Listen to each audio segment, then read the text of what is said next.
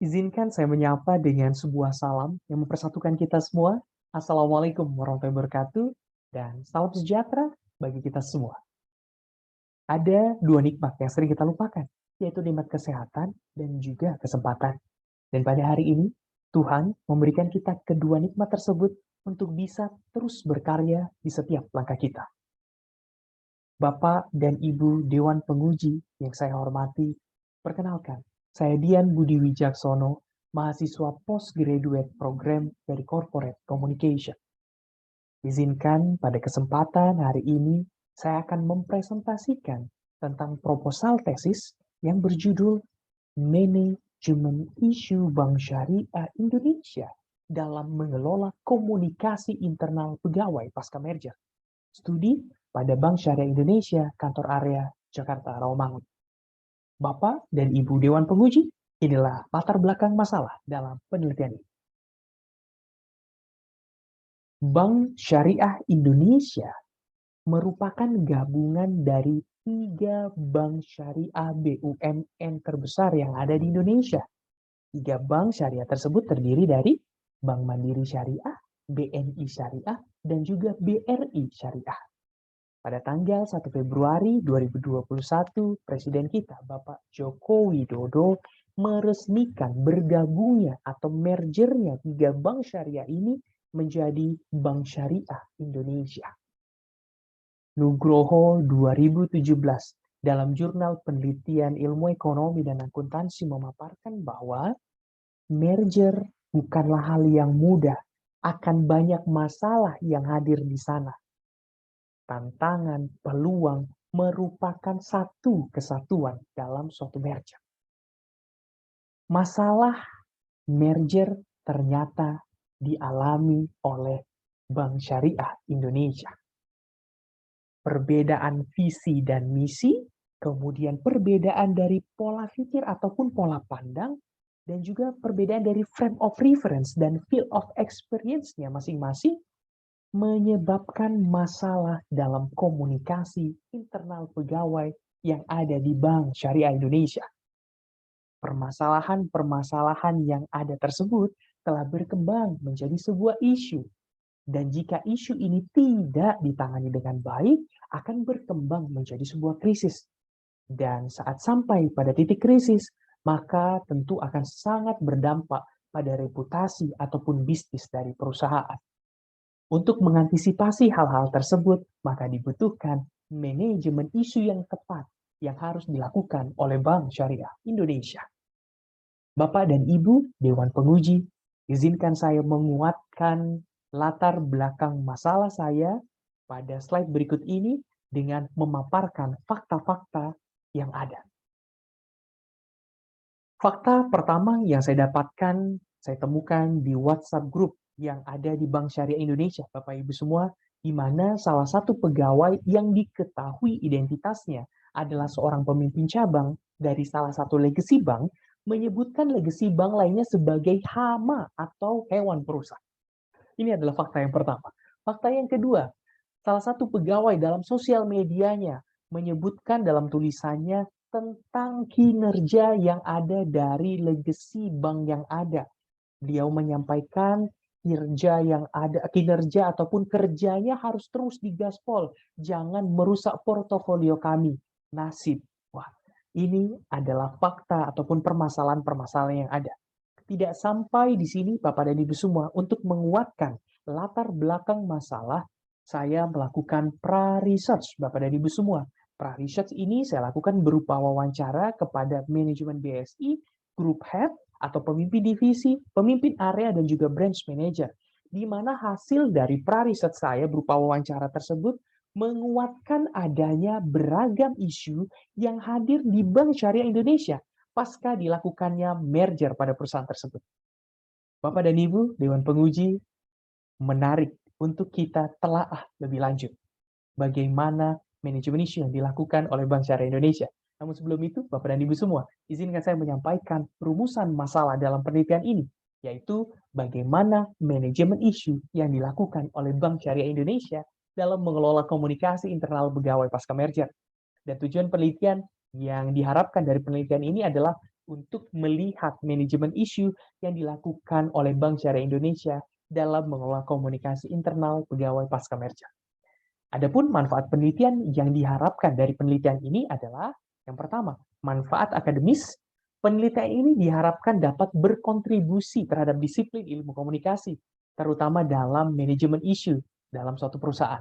Dan yang kedua, Bapak dan Ibu semua, penelitian ini diharapkan bisa menjadi referensi bagi mahasiswa bidang ilmu komunikasi terkait dengan pendekatan public relation dalam menyelesaikan isu yang ada di satu perusahaan.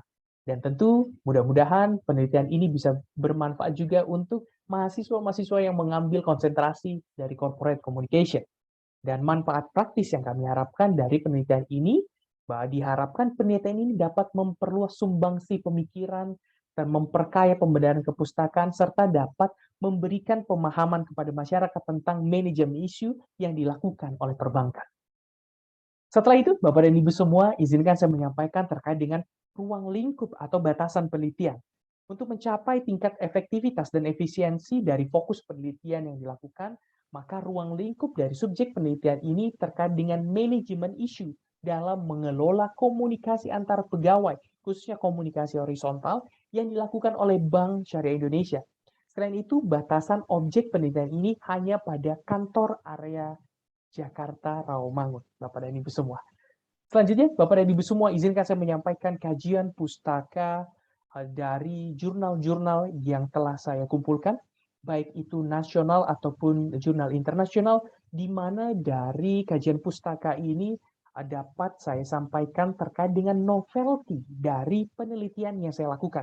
Adapun novelty dari penelitian saya lakukan terkait manajemen isu ini adalah manajemen isu yang peneliti bahas terfokus pada manajemen isu internal.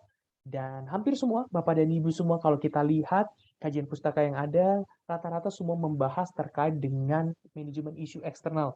Dan peneliti membahas manajemen isu internal, dan dengan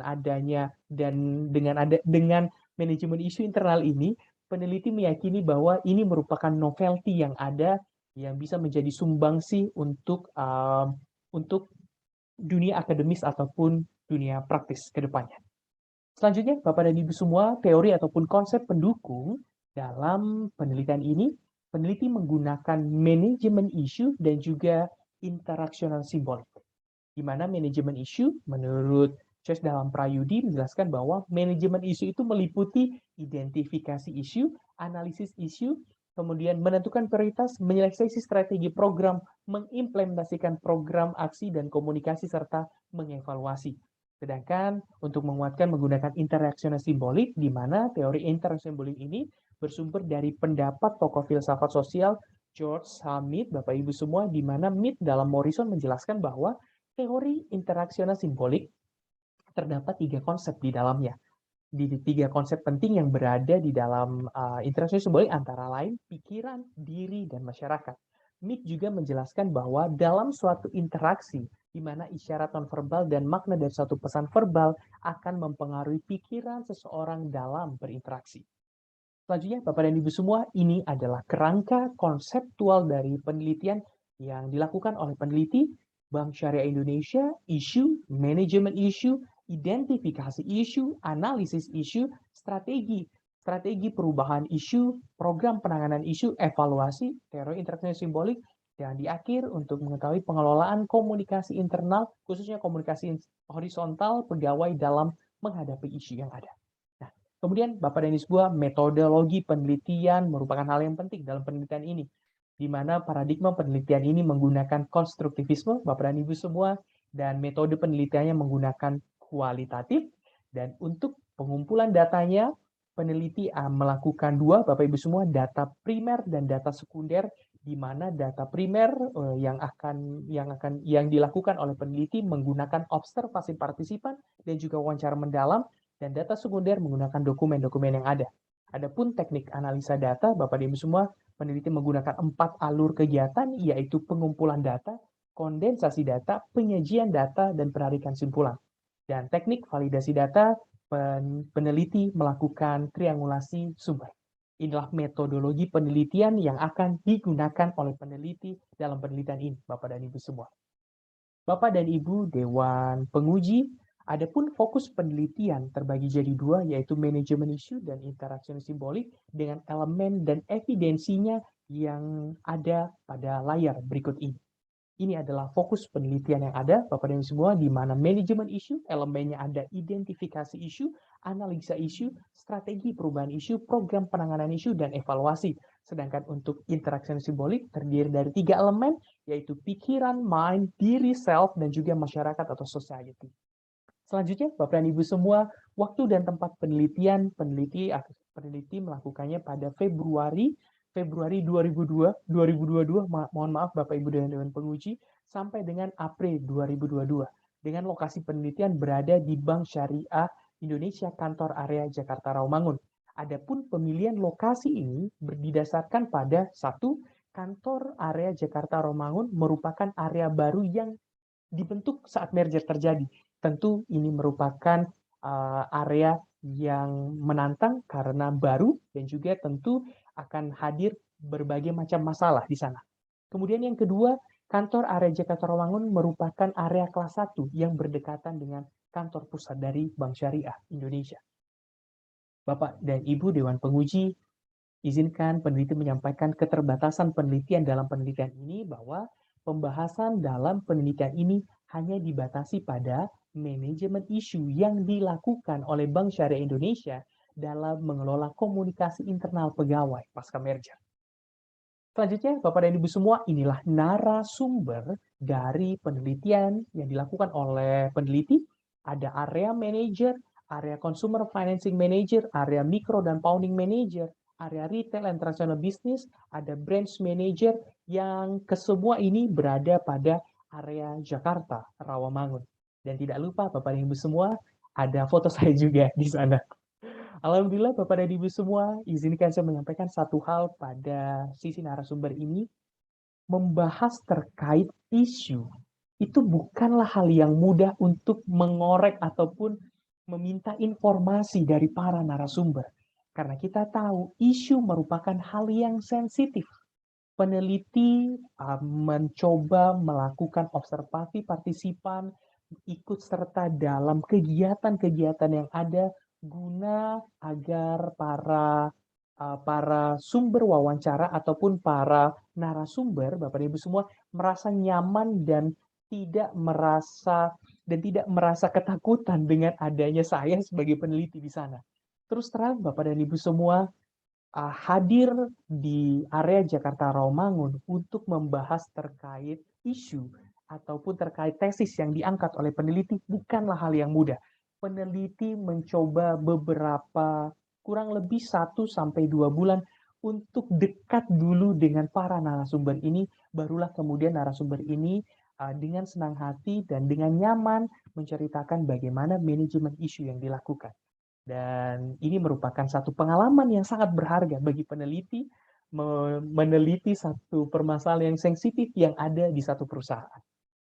Bapak dan Ibu yang kami banggakan, Bapak dan Ibu Dewan Penguji yang saya hormati, dalam analisis penelitian, izinkan peneliti menyampaikan analisis penelitian yang dilakukan, di mana analisis ini peneliti melakukan analisis proses manajemen isu yang terdiri dari identifikasi isu, analisa isu, strategi perubahan isu, program penanganan isu, dan evaluasi isu. Pada layar ini dapat kita lihat bersama Bapak dan Ibu semua bahwa identifikasi isu berdasarkan hasil identifikasi isu yang dilakukan oleh peneliti diketahui bahwa terdapat isu ketidakharmonisan antara pegawai legacy yang hadir di BSI area Jakarta Rawamangun.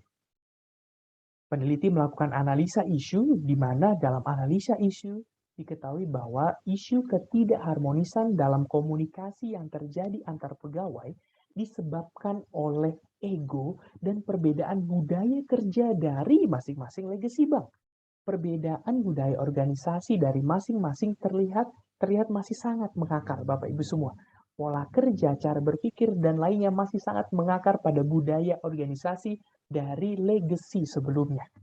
Kemudian untuk strategi perubahan isunya, Bapak dan Ibu Dewan Penguji, strategi yang digunakan oleh BSI area Rawamangun menggunakan strategi penanganan isu adaptif. yaitu perusahaan melakukan keterbukaan terhadap isu yang berkembang, perusahaan mengantisipasi perubahan serta menawarkan untuk perusahaan dialog yang membangun untuk menemukan suatu bentuk kompromi dalam menangani isu tersebut. Adapun program penanganan isu dari hasil wawancara dan observasi yang dilakukan oleh peneliti, BSI Area Rawamangun mengembangkan dalam suatu program penanganan isu dengan membuat sebuah forum komunikasi untuk membangun kedekatan antar pegawai sehingga isu-isu tersebut bisa dikikis seiring dengan berjalannya waktu. Kemudian untuk evaluasi isunya, Bapak dan Ibu semua, evaluasi isu atas setiap program perkomunikasi yang dilakukan terus dilakukan monitoring keberhasilannya oleh area Jakarta Rawamangun. Pengelolaan isu yang tepat tergantung dari hasil evaluasi atau program yang telah dijalankan. Berdasarkan hasil wawancara yang dilakukan, proses evaluasi menggunakan in-progress monitoring, Bapak Ibu semua, di mana pengertiannya adalah secara periode selama pelaksanaan program, aksi yang dilakukan harus dinilai. Jika perlu diubah, penilaian ini dapat direncanakan dalam interval tertentu untuk menentukan keefektifan program dalam mencapai tujuan. Nah, kemudian analisa penelitian selanjutnya adalah terkait dengan interaksi simbolik yang ada, Bapak dan Ibu semua. Pemahaman-pemahaman yang bersumber dari pikiran secara otomatis menentukan pembentukan diri daripada para pegawai. Pemaknaan yang sama dalam suatu interaksi sangat dibutuhkan dalam mewujudkan pemahaman bersama dan harmonisasi pegawai yang ada di BSI Area Jakarta Rawamangun. Proses interaksi harmonis yang berjalan di BSI Area Rawamangun bukanlah hal yang mudah.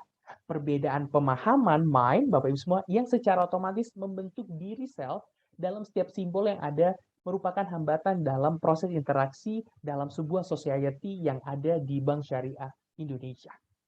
Nah, Bapak dan Ibu semua, itulah analisa penelitian yang dapat disampaikan oleh peneliti.